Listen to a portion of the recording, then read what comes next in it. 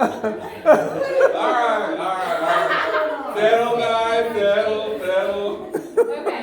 Let's start over. Okay. Okay. All right, let's start. Third time's the charm. Take a big deep breath. All right. Okay, me too. Get the giggles down. Go feel shame and return. Yeah, there you go. Yeah, And then we'll giggle again. Okay. All right. We're going back to the last. Okay, I'm sorry. Close your eyes. Okay. Okay. Now go back to a memory that was the first time you remember feeling ashamed of yourself, or maybe someone was ashamed of you as a child. So your earliest memory of being judged or rejected, shamed. Okay? And really go back into that moment, step into it. Feel it from that age, not right now, okay? Not bitterness from, 20 years on top or anything. That little girl, that little boy. What are your most predominant insecurities now? Are they related in any way? Could any of them have been formed in that moment? Okay, now open your eyes. All right. So we're going to talk about perspective, and if it's perfect, Mike is a genius, so I can't wait to go through these. But okay, so perspective is defined as how something is mentally viewed. Okay, and the favorite quote is, "If you change the things you look at, the things you look at change." Okay, Wayne Dyer. But so we're just going to break some of these down in a few examples of how us humans tend to screw ourselves over. So, or I wish Joseph was still here because it's millennials are bouncing back speech now. Yay, millennials! Okay. Hey, I'm a millennial at heart, even though I'm a baby boomer. Okay, so number one, how we do one thing is how we do everything in life. Okay? We are creatures of habit, which is both our superpower and our downfall, okay? So, meaning we carry habits that might have served us when we were 5, but now that we're 50, they're fucking us over, quite literally, okay? But maybe we haven't stopped to realize that. So we're just gonna look at a lot of strategy today about how we got here in our mind. So, let's break this down. All right, so a goal. How's a goal typically perceived? How do you think of it when you think of a new project, a new thing? So typically we ask ourselves, or as Tony folks do, what's our desired outcome? Why do we want it? And what would it empower us, or how would it empower the world? Okay, so the problem is we tend to imagine the goal separate from us, way over there, and overanalyze all this space in between, which is all the steps we actually need to take to get there, right? I call this analysis paralysis, okay? So don't get stuck there, okay? But essentially, we stay paralyzed in this moment and don't even move because we don't know every single step along the way, okay? But the funny thing is, how willing are you to jump in a car and take a road trip relying on your phone for GPS? Think about it. No hesitation, right? You do that right away. You wouldn't distrust, you wouldn't have the direction, okay? But why do we not do that with ourselves? Okay, why do we have to see the entire staircase first before we take the first step, okay? So we're just gonna break this down.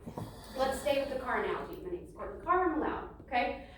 So what if, before you ever turned your car on and went anywhere daily, you had to have every single turn memorized? Would you get to your destinations faster or slower, okay? Would you even take every trip, or would you get overwhelmed and just give up sometimes, okay?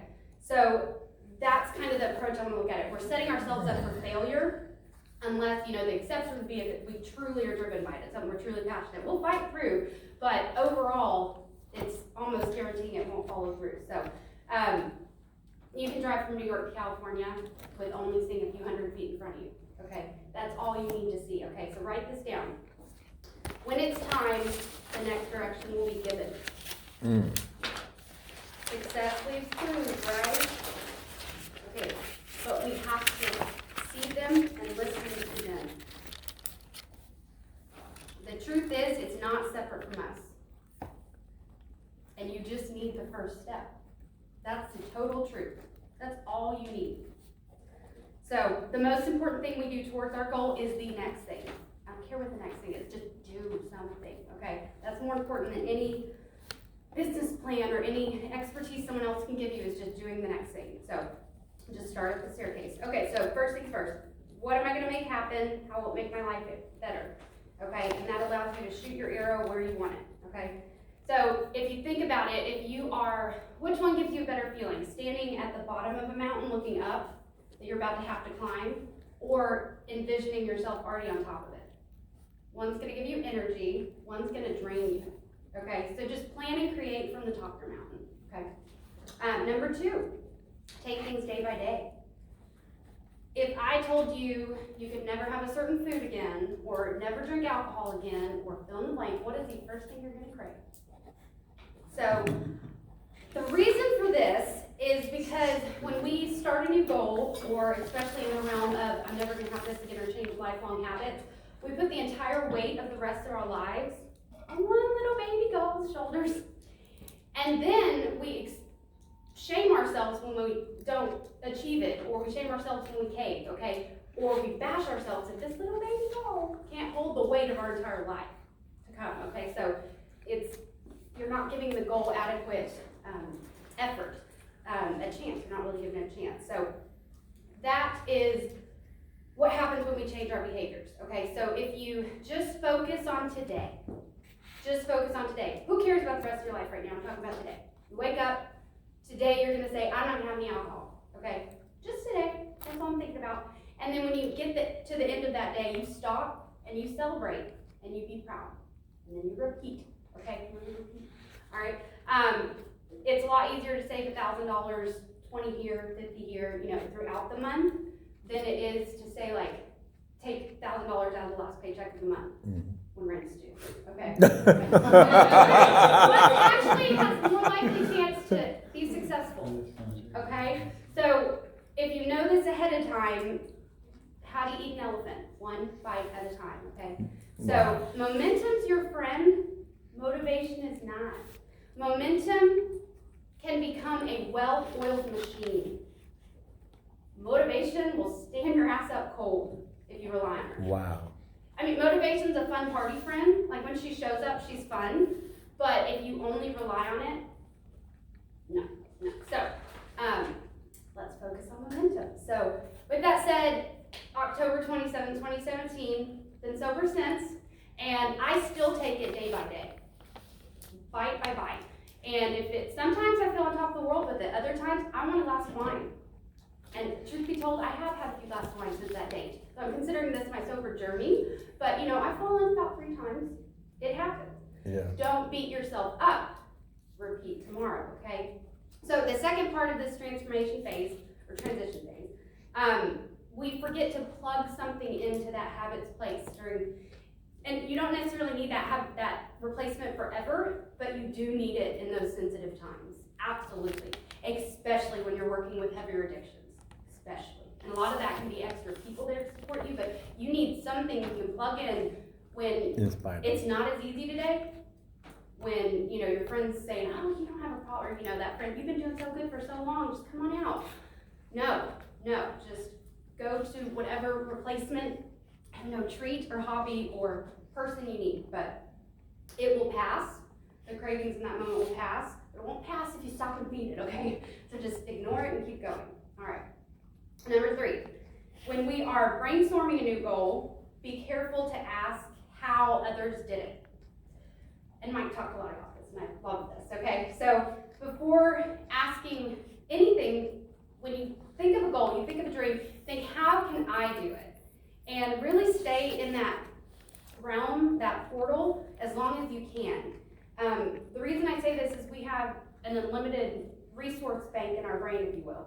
Unlimited. It has resources to do anything. And I'm so happy Mike spoke earlier today, because I don't have to convince anyone of that. So we're all gifted with this, but when we research how to do something or learning a new skill, if you only look at how Ricardo's done it, that only limits you to Ricardo's achievements, okay, which are, great man, but what about yours? This was your goal, your dream. So a lot of people's dreams die in the moment because they take it excited with it and they go, and that person's blueprint is too complicated to them.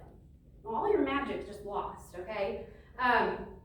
So don't turn off your personal resource bank first. Keep it on. So, I don't know where I'm going. Okay. I went off script. All right. But we don't change the world this way. We don't change the world this way looking at how others have done things, okay? So maybe you're meant to innovate the entire industry, or maybe you're meant to create an industry. But how you could make it work without any outside influences needs to be recorded and researched first, okay? Because you'll be surprised how brilliant you are. And then after that, find the mentors and teachers. Definitely model what works, but only when you've spent that time with yourself. So my favorite way to do this is 100 lists of 100. Have y'all ever made a list of 100? Okay, so, well, I'll give you the rundown now. So you're gonna need some ideas on how to make things work, how to dig yourself out of a hole. You aim to write down 100 ideas, all by yourself, lock yourself in a room, but spoiler alert, you're only gonna get to, I don't know, 20, 30, 50 before something pops up. It's called a barrier excuse. Something good's on the other side, okay? But this excuse will pop up, or this barrier that'll look like, I've got everything I can. No, you have not, okay? So keep going, and eventually something will spark or something will click, and it's like, boom, you literally will meet a new version of yourself. And this version has dozens more ideas. This version can keep going. But you have to push through that physically. You physically have to push through it. You'll feel it in your gut, but keep pushing through it, okay? So the cool thing about these second half of the ideas is how different they are, how fresh they are, okay? And I love how many of you are nodding. Yeah, okay. But that's because they come from an enlightened place, okay? They come from a very divine and graceful place. So it's your own genius, and your actual potential is quite huge. So most people give up before that spark hits, and y'all aren't most people. So the universe can only expand through us. It won't ever do that if we only take the record of what everyone else has done and repeat it for the next 1,000 years. Okay? It's literally our responsibility. And I think Grace shared the quote, but I forget who said it at UPW, but what was the gift of life? Universe's gift of life. Sorry. Life is Yeah, God's gift that's to you. that. What you do with it is your gift Yes. back to God. Yes, I think that's beautifully summed it up. So that's exactly what your responsibility is, okay? And that's where true wealth is released to you until you understand that. So number 4, when you do decide to change your life, a very interesting thing will happen, a phenomenon. The universe lines up a lot of challenges for you, okay? So after you decide, after you were like, I'm gonna commit, shit usually hits the fan. You know, it's not, things will fall apart. So I like to call this the dodgeball team around the corner. Essentially, it's part of the formula. So it's not a sign you're not supposed to do this new project. It's not a sign you should quit. It's part of the system, okay? You committed to something you're passionate about. Now the universe needs to test you, okay? But it looks like family saying, what are you doing? What do you think? It looks like a boss saying you don't know how what it takes, you know? So it pops up in thousands of ways, but that is just a part of the process, so don't take it personal, okay? Stay your course, follow your arrow, okay? Our old life, or our new life is absolutely gonna cost us our old one. So it's that we're holding on to our old one for dear life, waiting for a guarantee that something's gonna say, oh, it'll be better before we'll let go. The problem is we're not letting go. They talk about, if you're into law of attraction, you hear about, oh, resistance. It took me so long to realize, like a decade. It's because I was holding on, like, no, this is the only way it'll work. And then I let go, and it's just, I mean, it's been a very light few years, let's just say that. But keep going. So, on friends and family who do step on your goals, or when those dodgeball team is coming at you with personal hurtful things, don't try to preach to them. Don't try to teach them the new cool things you learned about mindset. And I say this because that'll actually push them away. Occasionally they'll be open to it, but they have old judgments and patterns they have to work through first. And write this down. You going through this journey for you is part of them seeing and being inspired by you to see it in themselves. So every time you change and improve, you cast out that ability, because now you're showing your family and your friends how to do it. Versus telling them, you should go to UPW, do it. No. But they will actually see the change, and those will give them permission to actually look at themselves. For themselves, Not for any other reason, okay? So our energy is often wasted here. Just know it's not effective.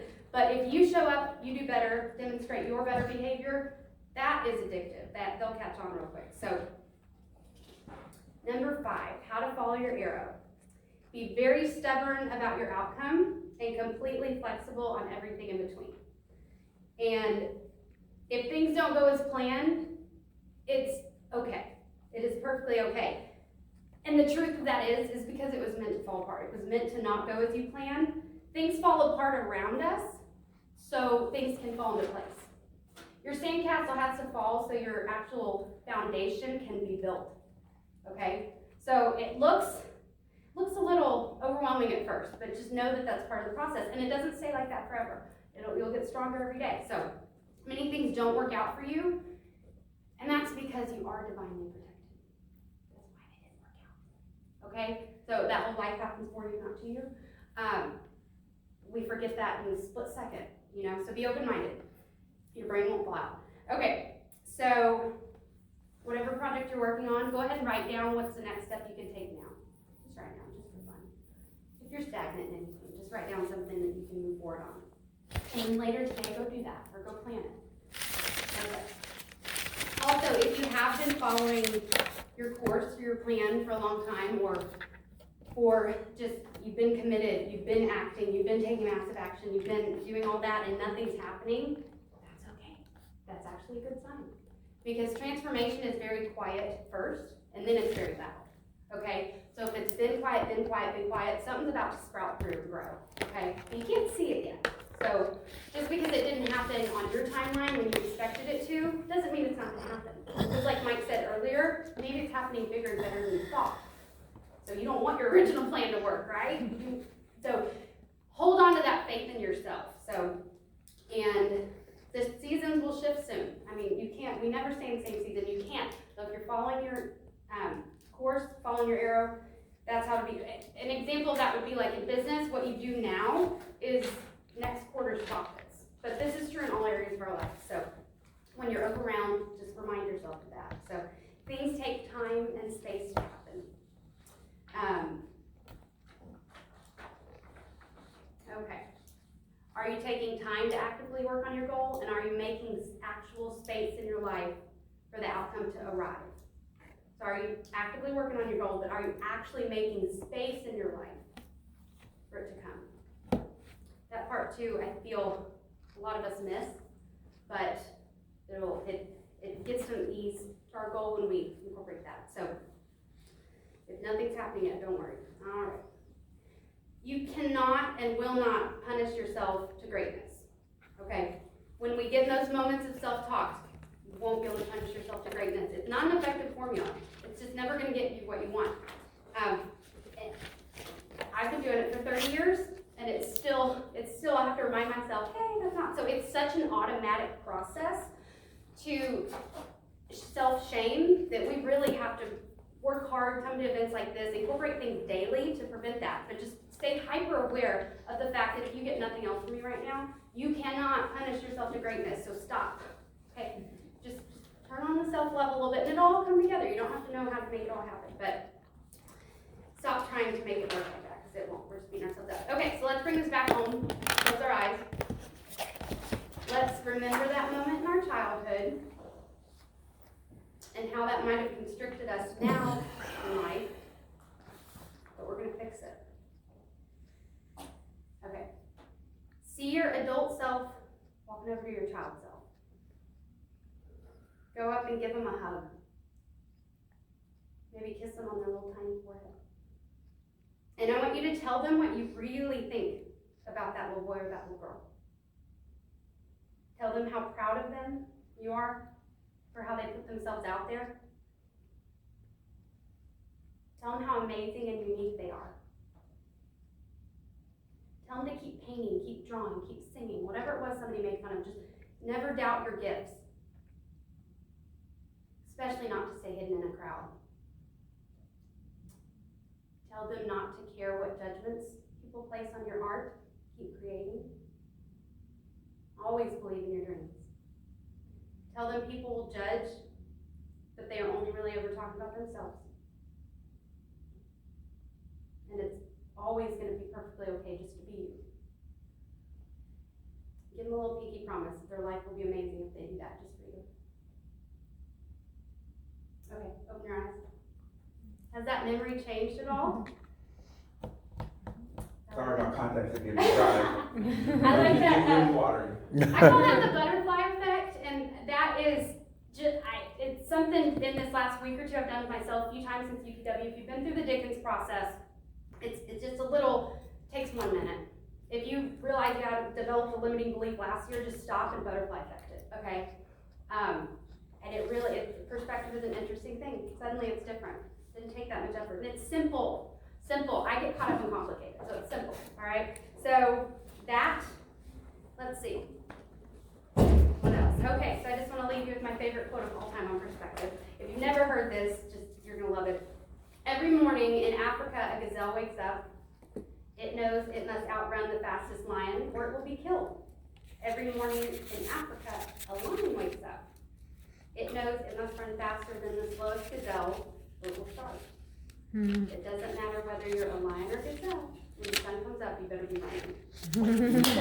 Oh, I love that. You want me to stop it?